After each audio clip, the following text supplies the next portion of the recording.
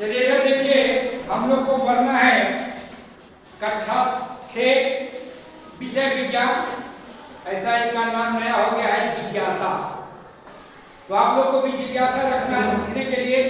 तो आज पढ़ेंगे हम अध्याय 3 उचित आहार स्वस्थ शरीर का आधार। उचित आहार स्वस्थ शरीर के लिए आहार। आपको स्वस्थ रहना है, आहार लेना जरूरी है। आहार क्या है? भोजन करते हैं प्रतिदिन, वही हम उनका आहार है। तो देखिए एक श्लोक है संस्कृत का, कोरु कोरु कोरु हितभु मितभु अरितु। कौन निरोगी है? कौन निरोगी है? वह व्यक्ति जो समय और स्थान के अनुकूल पौष्टिक और उचित मात्रा में आहार लेता है, वह व्यक्ति निरोगी है। अनेन चतानि जीवयन्ति, अनेन चतानि जीवयन्ति। इसका अर्थ हुआ आहार जीवित प्राणियों को जीवन देता है। अगर आहार आप नहीं लेते हैं, भोजन नहीं करते हैं, तो आपका जीवन जिंदा नहीं रहेगा। अब क्या करना है? इसको पढ़ने के लिए आपको एक सूची तैयार करना। जो प्रत्येक दिन आप भोजन करते हैं, रोटी, दूध, भात, मछली, अंडा, तो एक सप्ताह का सूची आपको तैयार करना। तब समझिएगा कि आहार क्या है, भोजन का मुख्य अवयव क्या है। भोजन का मुख्य अवयव है ना, तो उसको भी जानना है। और हम लोग क्रियाकलाप 3.1 करेंगे। आइए अंकित करें प्रत्येक दिन का आहार, भोजन, खाद्य पदार्थ। आप लोग अपने विद्यालय में मध्याह्न भोजन ग्रहण करते हैं। प्रत्येक दिन का भोजन एक समान है कि अलग अलग है?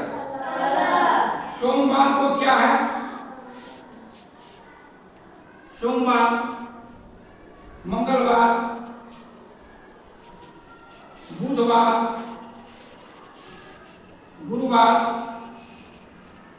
शुक्रवार और शनिवार।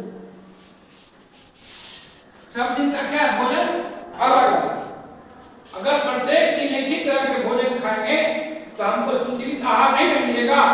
तो पहले क्या करना है, इसको समझने के लिए कौन सा आहार हमें चाहिए स्वस्थ रहने के लिए, कौन सा भोजन चाहिए, तो हम पहले एक सूची तैयार करेंगे कि एक सप्ताह के अंदर में हम क्या क्या खाएं।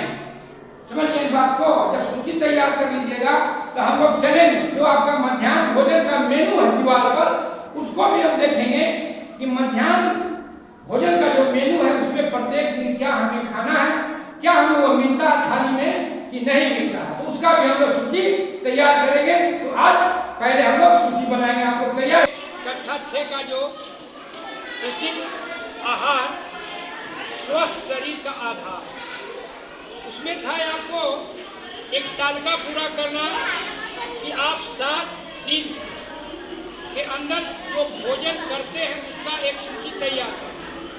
घर में भी जो भोजन करते हैं उसका सूची बनाना है, और साथ साथ विद्यालय में आपका क्या भोजन मिलता है उसका भी सूची बनाना। तो देखिए इसी ढंग से घर का भी सूची बनाना। एक बार का विद्यालय का सूची है, सोमवार को हम क्या खाते हैं, चावल, मिश्रित दाल, शाकाहारी सब्जी में आपका इसका मात्रा भी निर्धारित है। चावल 100 ग्राम, दाल 20 ग्राम, हरी सब्जी 50 ग्राम। एक कक्षा 1 से 5 का है। कक्षा 6 to 8 का है, चावल 150 ग्राम, दाल 30 ग्राम, हरी सब्जी 75 ग्राम।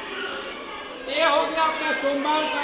मंगलवार का क्या है, बुधवार का क्या है, गुरुवार को क्या है, और शुक्रवार को क्या है, शनिवार को क्या है, और कितना मात्रा में। इसलिए सरकार जो है बच्चों को पढ़ाई के साथ साथ गुणवत्तापूर्ण भोजन भी की व्यवस्था की है ना।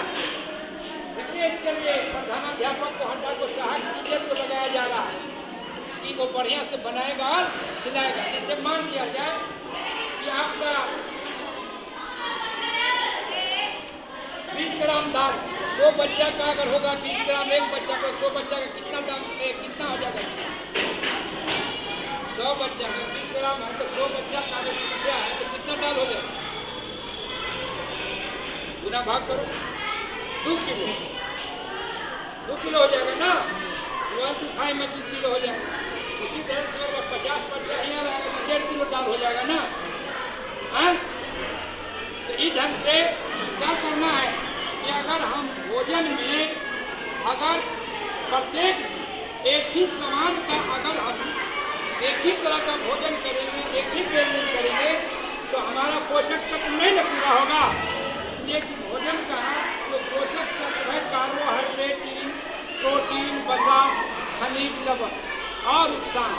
तो जब आप सूची बना लीजिएगा 7 दिन का जो विद्यालय में खाते हैं और घर में जब सूची बनाइएगा तब आपको पूरी तरह से समझ में आ जाएगा कि हमको क्या खाना है, हमें आहार में क्या शामिल करना है। समझिए।